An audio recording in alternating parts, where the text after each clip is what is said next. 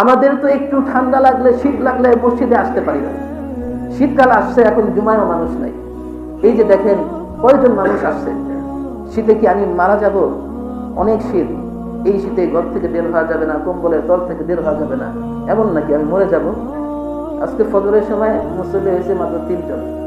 কয়জন? 3 জন। আপনাদের মহল্লায় কি আপনারা 3 জনই থাকেন? এই যে যত শীত আসতেছে মুসল্লি কমতেছে। জুমায়ও মুসল্লি নাই, ওয়াক্তিয়া নামাজেও মুসল্লি নাই। প্রতিটা দিন আসরের সময় আমি আর মুয়াজ্জিন সাহেব নামাজ পড়ি, মুসল্লি নাই। যদি আইয়ুব নবীর মতো আপনার শরীরেও এরকম ঘা হইতো, তাহলে তো আল্লাহকে খালি গালি পারতেন যে আমারই খালি দেখে আল্লাহ তাআলা, অন্য কাউকে দেখে না। আমি এমন, আমি তেমন, আমি এই, আমি সেই। কেন আল্লাহ তাআলা আমাকে এত বড় জ্বর দিল, ঠান্ডা দিল, কাশি দিল? আমি জ্বরে কথা বলতে পারি না, উঠতে পারি না, আমি কাশির জ্বরে কথা বলতে পারি না, ঠান্ডায় নাক দিয়ে পানি অনবরত পড়তে আছে, খালি আমাকেই দেখে।